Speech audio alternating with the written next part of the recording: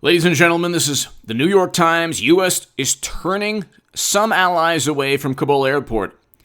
National Review, about an hour ago, U.S. turning away some Afghan allies from Kabul airport to give priority to American citizens. What happened to the empathy? What happened to the Trump's cruelty and Biden's empathy?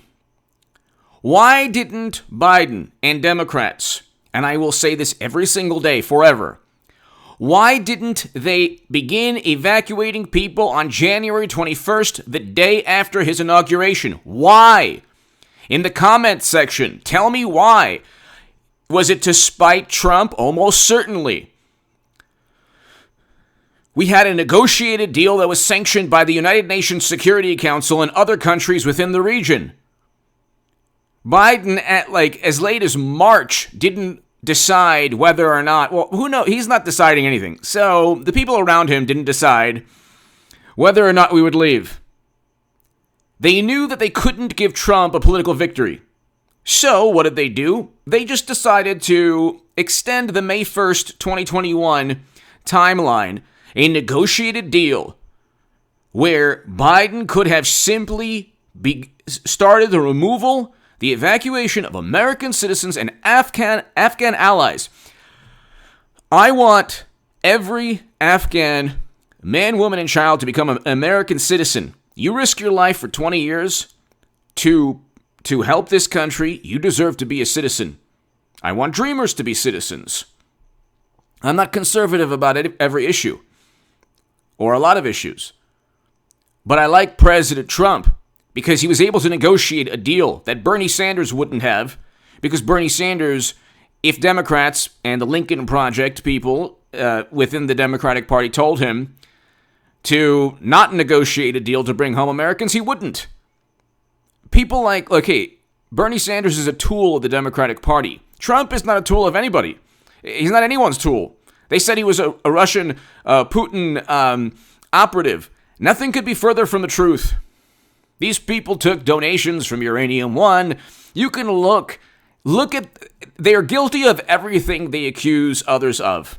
And that's in every element of life. But why didn't, and Mueller found nothing. They never indicted or charged Trump on anything. There was never James Comey saying, well, he didn't mean to do it. Like some other Democratic politicians. Now you have Trump finally defeating Andrew Cuomo. He's out. Apparently he left his dog in the mansion, the governor's mansion. So he took the Emmy, he left the dog. Hit subscribe to this channel right now. We're over 184,000 subscribers. It's because of you. Tell your friends about this channel. Tell 2 or 3 people about this channel today or tomorrow or this week. If you want to give a super thanks to my super thanks, thank you. Thank you, everybody. And it's right next to the like and the share buttons. If you want to support my work long term, my Patreon is below. I have an opinion piece in the Jerusalem Post that was just out. Check it out. It's in the pinned comment. And the title is Democrats Will Turn on Fauci by 2024. So 2022, sorry. So check that out. But here, New York Times, U.S. is turning some allies away from Kabul airport. Officials say, why? Why? And you have to ask yourself, the National Review, U.S. turning away some Afghan allies from Kabul airport to give priority to American citizens. Sounds like an America First type of mentality, right, Democrats? Right? Morally superior Democrats? Morally superior liberal Democrats. They look in the mirror, many of them, and say, I can't speak to you anymore. You're a Trump supporter. How can you stand his cruelty? Oh, and is this on your hands? Morally superior Democrats, you voted for this. Are you responsible for every man, woman, and child that has to suffer now the trauma of perhaps not leaving? A nightmare, an impending nightmare with the T. We'll just call that organization the T. These personnel are being temporarily refused in order to give priority to U.S. citizens and green card holders. So we are now turning away people who could have been evacuated in a timely manner. Okay? It was never about, see, the American political establishment, left and right, but pertaining to this issue, has completely dropped the ball even when looking at what's going on. It's not about leaving. I will continue to say this. It's not about leaving. We always had to leave. The Soviets lost before us. The French lost before us in Vietnam. There is no way to win a counterinsurgency conflict. And the brave and heroic and courageous men and women of the United States military and armed forces, the veterans, we cannot repay you. God bless you and your families. This country owes a debt of gratitude to you that it could never repay. You've done more for this country than any politician in Washington. And God bless the Vietnam veterans, Korean War veterans, World War II, Desert Storm, Grenada, Iraq, Afghanistan, every military involvement. Special forces, every military involvement. God bless you. But we can't as a country repay these men and women. And we owe them better than to just utilize them as chess pieces. You have people saying, well, we should have stayed. It wasn't that big of a deal. It's been a year since a casualty. That's not how a military strategy is devised. Okay, that's a recipe for failure. This has nothing to do with Germany or Japan. Those are completely different. They're not dealing with counterinsurgency conflicts there. I'll leave it at that.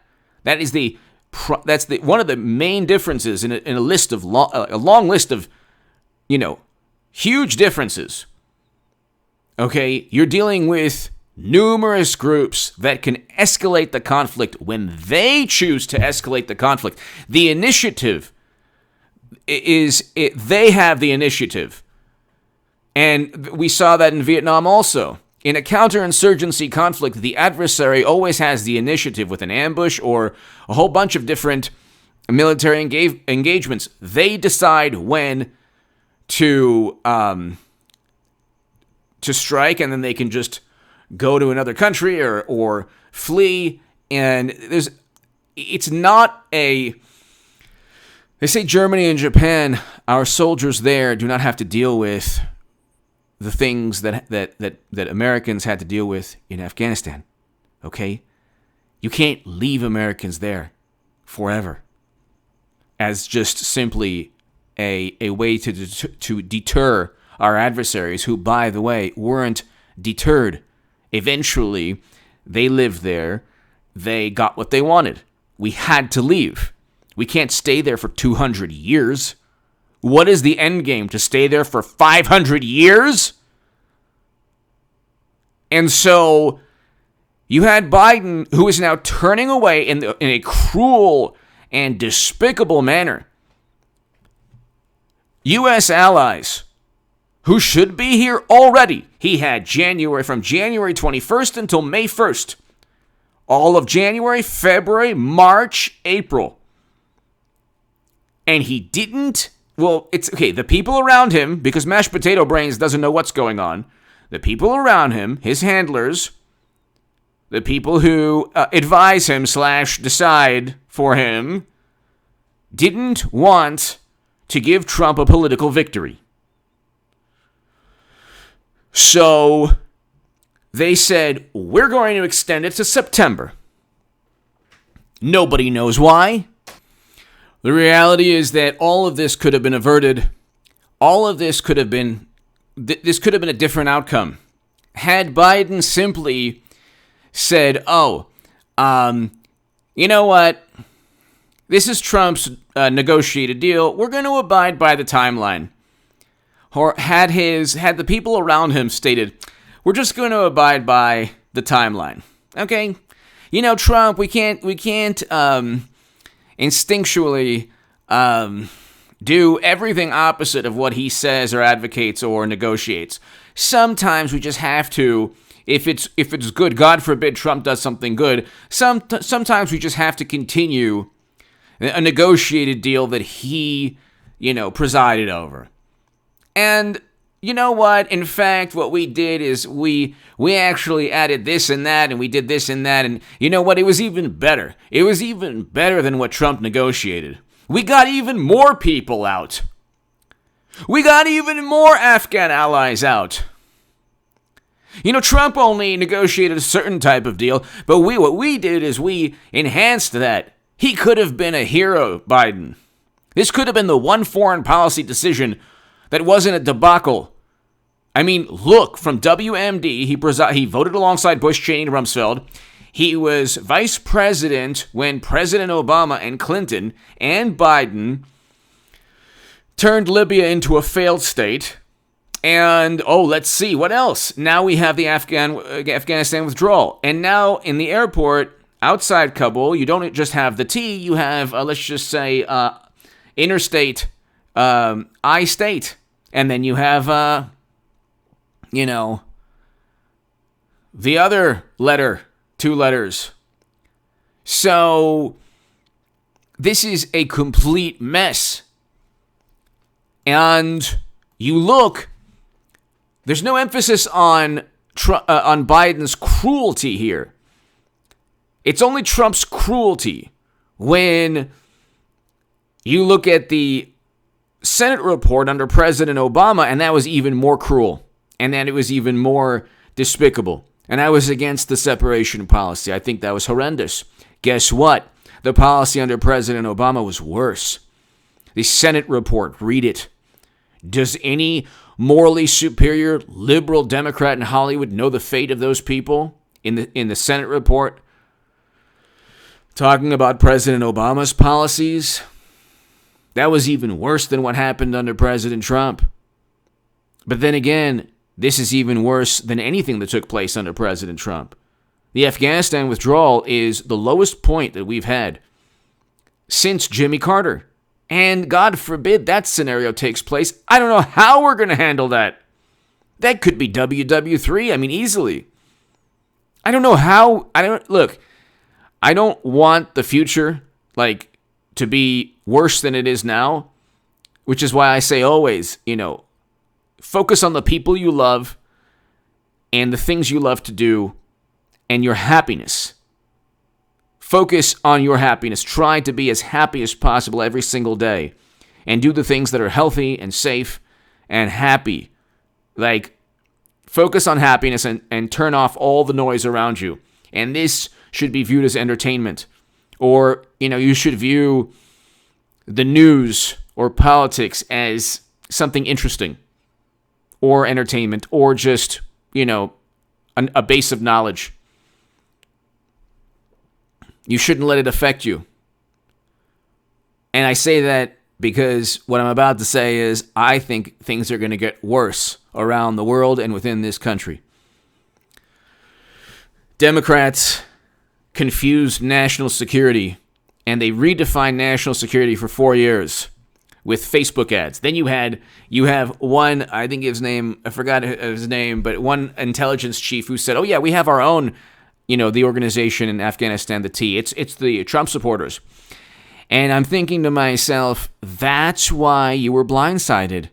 That's why you are completely blind and stunned and ill-prepared and completely inept. That's why.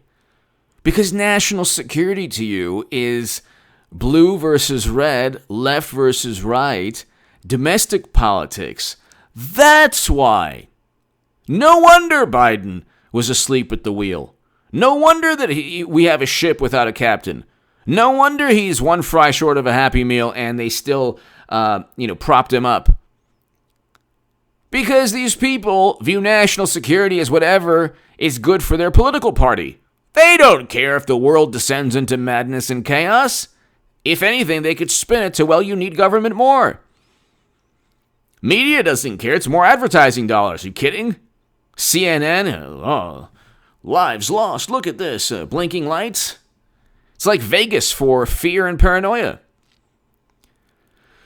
So you look in, what was the guy's name? Anyway, they look at national security as whatever suits the Democratic Party. And now we're finding out national security deals with real issues, serious issues that need to be addressed by people who have not just intelligence but wisdom. And this administration completely lacks wisdom. Trump's administration had a lot more wisdom. You look at what took place. President Moon Jae-in stated that Trump deserved the Nobel Peace Prize. Prime Minister Netanyahu wanted Biden to continue Trump's foreign policy. You have leaders around the world who say, you know what, continue Trump's foreign policy. And Biden didn't remove the tariffs from China. He continued Trump's tariffs. And oh, by the way, Taiwan is at risk now of being invaded. I don't know what's going to happen in the future, but the future does not look bright. Unfortunately, because what happened was for 4 years, national security was redefined as whatever benefited or harmed the Democratic Party. They impeached Trump, listen to this, under the absurd notion that it's an impeachable offense to ask another president to look into if Biden committed a crime. Why is that an impeachable offense? Did he commit a crime? Yes or no? If he didn't commit a crime, how is that different from intel agencies using intelligence gathering and data on Trump before he was ever even inaugurated? And then they set him up and framed him with a dossier that was literally purchased by his direct political rival. But they impeached him under just asking. And then they said, well, he's withheld military assistance. Like, well, President Zelensky himself stated, and President Poroshenko prior to President Zelensky both stated that's not true.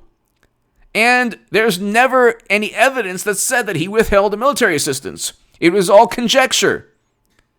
Give me your thoughts below. Hit subscribe right now. Have a live stream later tonight. Tell your friends about this channel.